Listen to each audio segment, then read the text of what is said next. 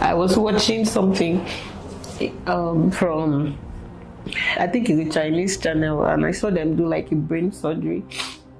So I asked my husband, I said, do you think they can do a brain surgery and give my baby a new brain? Because if she has a new brain, then she'll be fine, you know. And he said,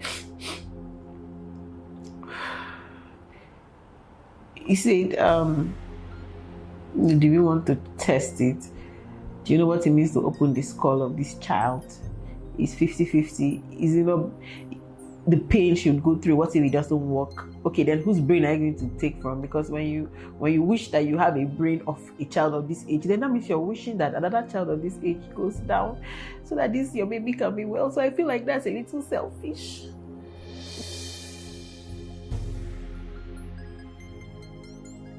Hi everyone. So today I was just led, and I felt like it is time we come up on social media, which happens to be like our office where we work, to talk about something very important in our lives. Over the years, I mean, for the past 3, 4, 5, 6 years, we've had a lot of people trolling, you know, my wife and I, that we have not been posting our only daughter online, posting our only daughter, our child, our first child. And so, not as if we shied away from it, but we felt like it wasn't too necessary at some point. But I think because we do a lot of family content, and so we show our kids online all the time, so people really want to know, why are we not showing our only daughter, who happens to be our first child? So today, we just want to come out and probably clear the air, and then clear the doubts of these people who have been mocking us and trolling us. Of course, you know, as I was discussing with my wife, I simply say, I told her that we just let them know that we shouldn't even mock the pains you do not understand, because I mean, as parents, we have some pains that has been quite very excruciating, but we decided to keep it aside and just move on with life. So I'm going to tell you about our only daughter and why we have not been posting her. Should I go ahead? Yeah, please. All right. So of course in 2015 was when we got married, and in 2016 my wife delivered of our baby girl. Her name is Eke Aya. All right, so the 19th of October. 19th of October 2016. Yeah. So now that night was one of the most horrible nights in our life, like very horrible night. I think on the 16th, on the 7th, 18 was when you started, the labor started. Yeah, on the 18th. It was a day before. It was like the early hours of the day. Early hours of the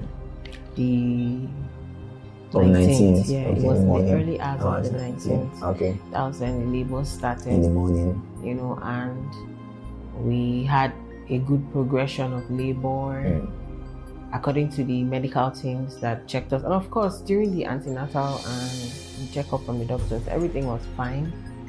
Even the placenta position, the water in the, you know, everything was fine basically up until the time for delivery, you know. And I think at some point in the hospital, of course, we're in a public hospital, government hospital, and at some point when I was going through my pain, it was like I think it was like it was not a medical personnel that checked me at some point. I feel like the nurses, everybody just went to go and rest, and the person I saw that was trying to clean the room, so I just assumed that might be a cleaner or something that was now checking me at some point, you know. But I had progressed greatly, and then the doctor came out like, okay, in the next few minutes or so, not up to an hour, you're going to have to start entering to push up, so that was the plan. And by the time it was time to push,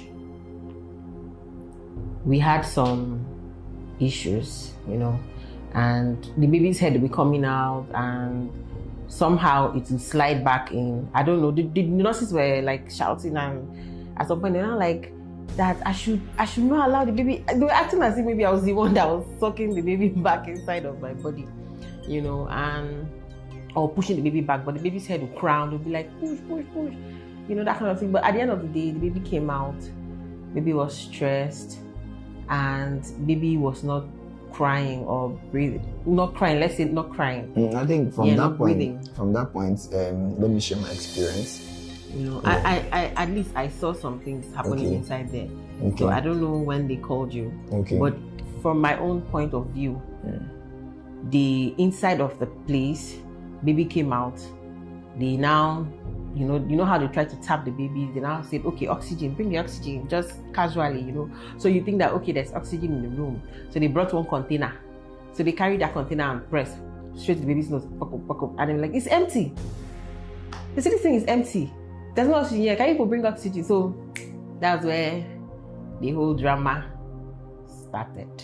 So, baby was brought out, with an oxygen mask with a cylinder, and of course, the cylinder was not producing oxygen, but rather, some sort of water. So I had to unmask the baby and took my daughter into the car. Now the ambulance they brought, I think there was no fuel as at the time too. So I was left with the only option to drive with the baby. So my mother-in-law stepped into the car, and then we drove from General Hospital then to another hospital, to Teaching Hospital, and then... So in other words, what this actually meant was that in the whole of the General, in the whole of that hospital, there was no oxygen. No oxygen, yeah. So this is a baby that was gasping for air. For air already from the labor room, and now has no oxygen. To be transported, still gasping. For about over 5 to 10 minute distance, and they're even getting to Teaching Hospital again. We have to start filling forms and buying cards and all of that. And then the oxygen was still not in the building, so they had to send someone they had to say one of you people had to go to outside of there, down a little bit to get the oxygen, because distance. I was there with my friends as well, So and then I think even a lot of drugs that the baby needed that night, we had to run out to pharmacies to buy those drugs. Because it was not readily available in the hospital. So I was running from one place to the other, and guess what? My wife was in another hospital, also not strong. So my wife was in hospital B, the baby was in hospital C, both of them in different points. But by the grace of God and the mercies of God, she was able to regain herself, and so that's how we now brought her to how do you call it? ICU, intensive care. SBU, right? Yeah. So that's how we brought her to the other hospital, and the baby was under the oxygen for almost a week. For almost a week. Yeah.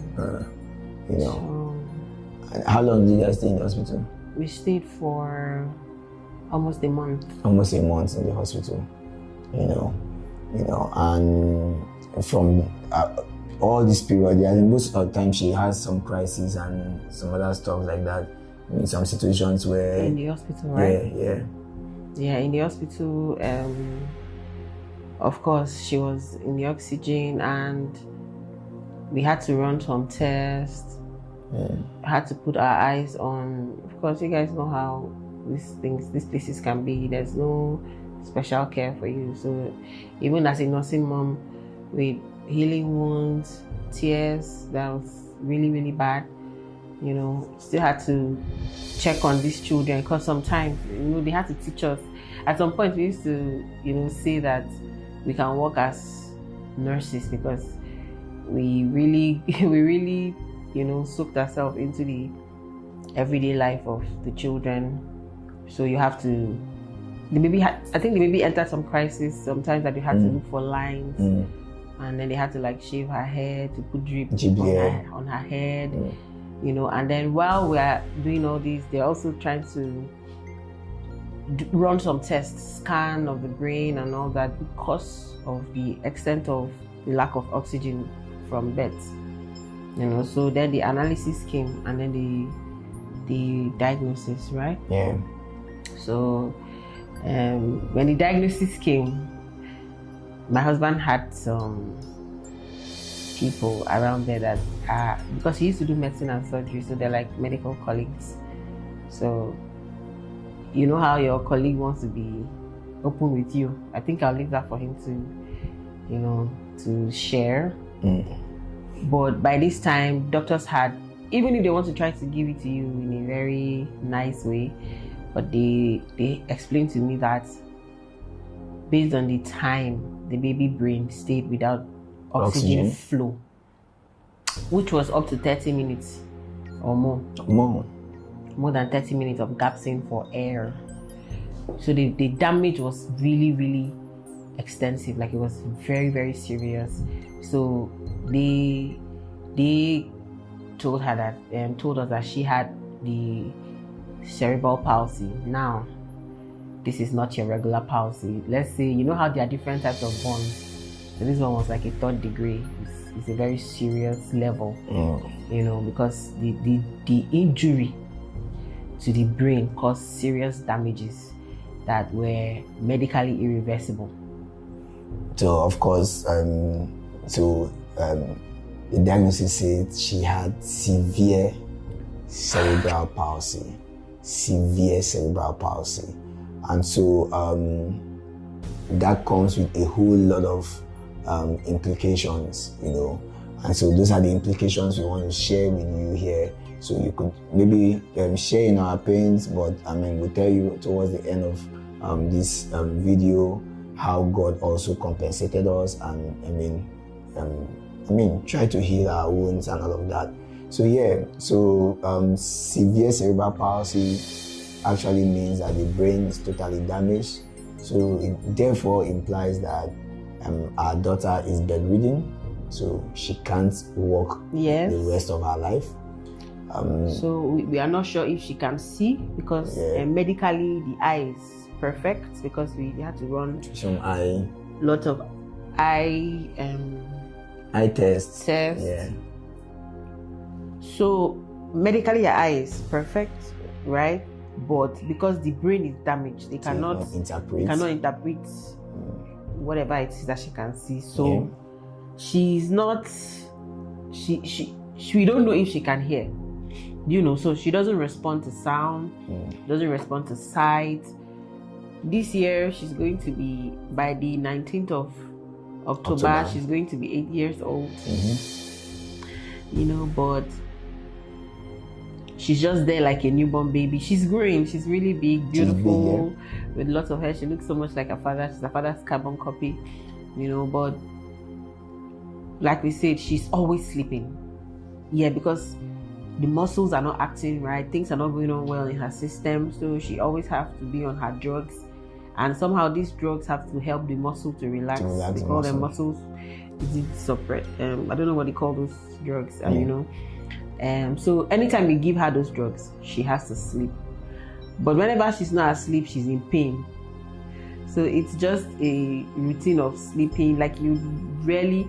I know there was a time my son asked me, I was like, "Mommy, why is Eke always sleeping?" And I said, because she's not feeling too strong, So that is what she has to live with. Now she goes, of course, for therapy. She's been going for therapy since about 3 or so. From like even before a year. Even before a year. She has been on therapy for her whole life. And even when I had hopes, I kept pushing. I tried to check for hospitals in India, in Germany, anywhere. In fact, that time we didn't even have the money. We didn't even have money, but I was like, let me just have the hospital tell us, come.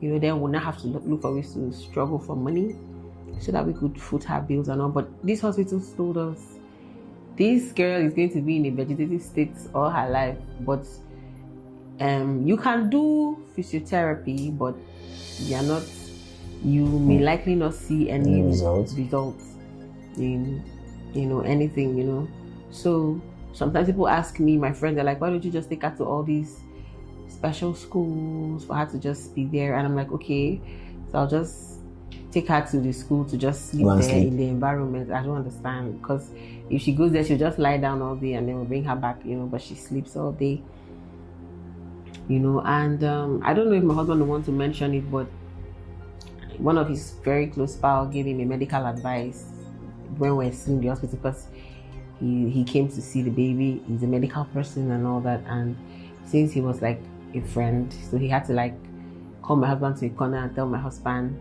don't tell your wife this, but this girl would, because he showed her the results of the whole scan, the brain things that we've been running based on the instructions of the doctors, and him as a doctor too, as a consultant, or just told my husband and said, this girl is going to be in a vegetative state all her life. It's going to stress both of you and you guys are life. Your finances will go really down.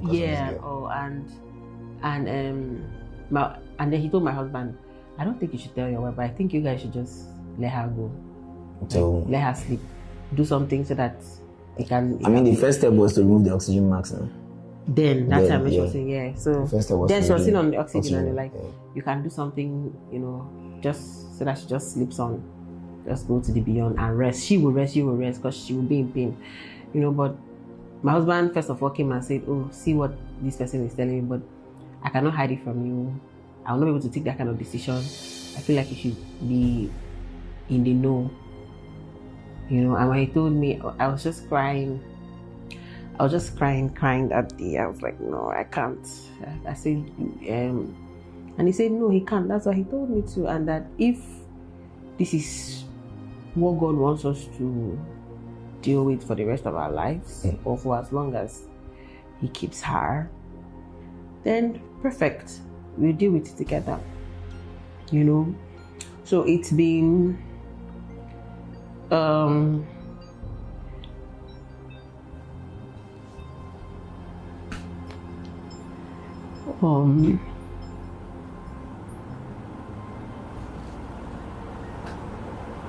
It's okay. It's okay. There was a day I was watching something from, I think it's a Chinese channel, and I saw them do a brain surgery. So I asked my husband, I said, do you think they can do a brain surgery and give my baby a new brain? Because if she has a new brain, then she'll be fine, And he said,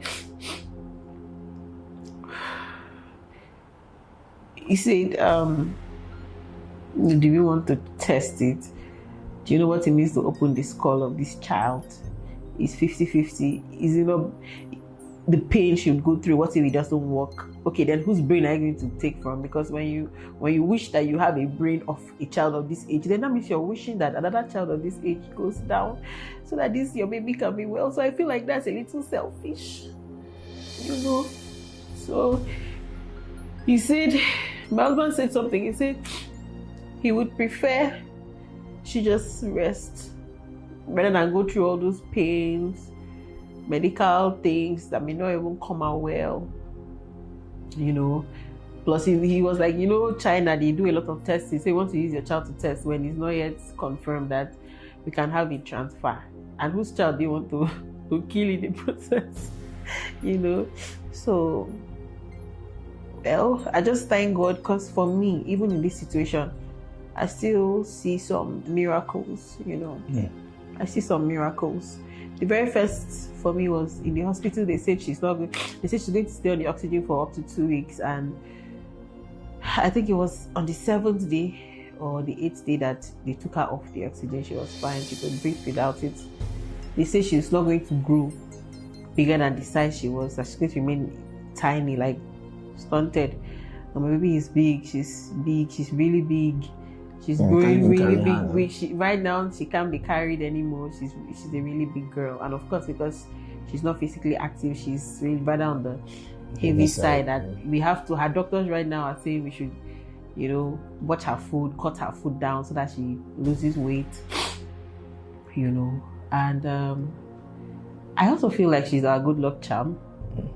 So when these foolish people online were saying things about, how we use that for rituals and all, and I was like, possibly. It's at the end of the day, hey, might be right. This girl might just be a good luck charm, because there was something I said one time, to my mom, and my mom was like, this girl, since I started taking care of this girl and started, paying good attention to her, I've just noticed like a shift in the things I struggle for. My mom said this girl is my personal good luck charm, and yeah, it's not been easy, especially for me. I don't know for my husband, but for me, when I see the people who were all pregnant together that year, everybody gave birth, everybody celebrating their baby girls.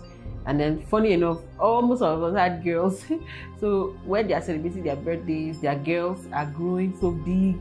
They are walking, talking. At this age, they are cooking. You know what it means to have a daughter that's 8 years old. She's big. These children are big now. They are almost preparing to enter secondary school. Sometimes it breaks my heart. I'm just like, God, But we can't question God at the end of the day. Mm-hmm. There was a big part of negligence on the part of the hospital, to be very honest, because... Yeah, of course. Especially, like my wife said, my daughter, first of all, addressing these people who have trolled us over the years. So, you want us to show you a girl who is bedridden? You want us to show you a girl in pain? In pains. If we don't give her her drugs, she's screaming. She's making that sound. Groaning. There's a sound she makes, a groaning sound. Groaning sound. She's in pain. She's stretching. So squeezing. You dare, you make videos of us, you mock us, and do a whole lot of stuff. But we still do not judge any of you. Like, it's part of social media, if you ask me. So, and we are public figures, so it's part of those things, yeah. But like we say, you shouldn't judge a pain you do not understand, or mock a pain you don't understand. Well, I'm going to disagree with you there. When you say you don't judge them, or you say I judge you. I judge you. I judge you because I judge you for the pain. Because you will never understand when you don't wear a shoe. You think it's like a child. They brought Otedola to compare. They brought some people to say, oh, look at this one. Yes, they show their children. They are showing you children that can sit. They are showing you children that can be awake. Do you understand? Are we supposed to carry the camera to put on the face of a sleeping child to satisfy your silliness? Are we supposed to carry the camera to put on the face of a crying, a groaning child? She doesn't cry. The sound she makes is heartbreaking. So you would want us to satisfy your silliness by that. I don't know. I want to understand. You get? So because you get? And then guess what? If you do that, there are still the same people that will say, "Oh, you people are so heartless. Why would you bring this child in this state online?" So, but why I'm saying that is because I guess this is the first time they are going to be knowing the condition. So no, I feel like if you hear that the child is not strong, you don't play. That's a very sensitive. No parent wants their child not to be strong. No parent doesn't want to show off their baby and have them play, involved in whatever they are doing. A lady came to me in Abuja and she complained her child has cerebral palsy. The world is so bad. She cried, and after she now said the baby's whether 5th birthday, 6th birthday, she did this, she did that. So she said something that now made me say, "Excuse me, can I see a picture of your baby?" And she showed me the picture. This girl was standing in her photo shoot, and she even did style. I'm like, "Excuse me, your baby talks?" She said yes. She goes to regular school. She said yes. She writes yes. She hears you, yes. So what is the problem? She just has physical deformity. I said, "No. See this your baby, go and enjoy her. You don't have any issue." Because if my baby could even be awake, if my baby could just have a little awake moment for us to just see her open her eyes, just look around, and just recognize. Do you understand? Recognize her parents. It pains me till tomorrow that my baby, I don't even think if she knows me. Don't even think she knows my voice. Don't think there's no reaction. If you bang the door, she doesn't even react. There's no shock, you know. She can't even regulate temperature. Like her temperature doesn't regulate normally. If you put her in a place, it's either she gets too hot or too cold. Just don't leave her like that, you know. So yeah, we come online, we laugh, we try to make you happy. It's not as if our lives are perfect, you know. There are pains. There are people that have walked in this shoe. When I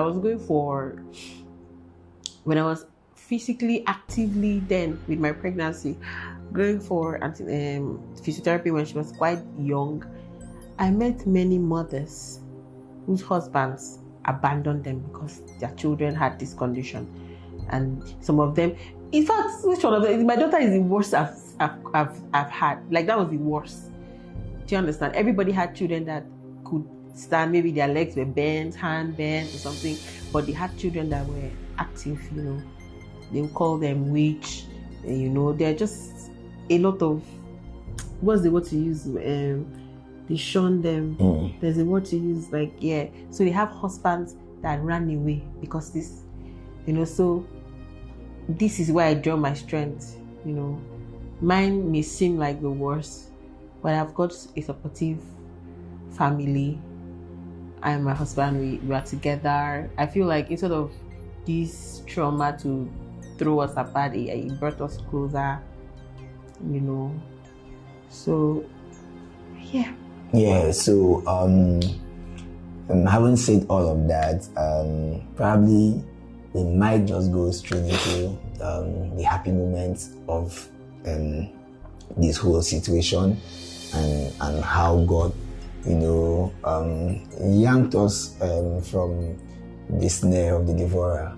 The pit of depression. Yeah, because 3 months after this issue, my daughter's issue, my wife took in 3 months for Aya and gave birth to Aya exact same month, October 28. So that's like like 11 days apart from the previous. Yeah, so October 19th I had my daughter, 2016. Yeah. October 28th, 2017 I had Aya. So just in a year. So Aya birth just was a way to just cover this whole situation up, because if Aya did not come that early, I mean, people would have really traumatized us. Like, people would have done the worst. What you guys are doing on social media is even the list of what they would have done to us, especially in our city, Calabar, you know. But Aya birth just came, covered it up, and you know, and so that brought joy, smiles on our faces. And she has said so much about me, and you know, appreciated me. So it's time for me to also appreciate my wife. First of all, like I used to tell her, you are the strongest woman I've ever met in this planet. I mean, a lot has hit us as families, you know, like back and forth, you know, but she has always stood her ground, and we have been strong together. Now, when she took in for Aya and gave birth, even when my daughter was about 3 months before she took in, I told her I was very uncomfortable with our state of living and the hand-to-mouth situation, and I wanted to relocate to Abuja. She said, don't worry, that she's going to manage the girl. I should go. So that's how I relocated to Abuja, where I started life all again. I mean, I had to go and squad with somebody, started life all over from beginning again. And then my wife had to stay with our sick cerebral palsy daughter, and she was also pregnant, and so she had to manage herself with both people for about a year. It's random, because that was the part of discovery. Of course, do this test, go for this scan, go to an ear doctor, go to an ophthalmologist, go to an optician, go here. So my life was, I was always so scared. I was traumatized, you know. you know, but yeah, God made that happen, and in less than no time we had our first breakthrough, and then I had to relocate them to Abuja, and yeah, life hits us again, and then we bounce back, and then here we are today with 3 other lovely children, including her. So why we always mention her is she is a reason for us, for our breakthrough. She gave us, when after her birth, life, our life just changed. And just like my wife earlier mentioned, when they gave me that advice that we could just allow her sleep, they called it mercy death or something, and just take off the oxygen masks. And I told my wife something, and then we even went, and there was a time I even had to go gather. They had like 5 consultants sat down to have a meeting with me and said, well, it is not medically accepted, but kids like this don't stay for more than 2 years, 3 years. They will just fizzle out like that. Here she is, 8 years and counting. She doesn't look like she's living anytime soon. So she's very healthy. Apart from her crisis, she's very, very healthy. So for us, we are grateful to God, because I told my wife, if taking care of her and keeping her alive is the only thing that God is going to use to transform our lives, then let's do that. So thank you, everyone. I don't think for any day we have begged anybody, even when we didn't have money, to help us, to even buy drugs for her. And then even when we didn't have money, somehow, whenever it has to do with her, God always supplies. Remember the first physiotherapist? We didn't even have money to pay them. That Yoruba guy. I forgot.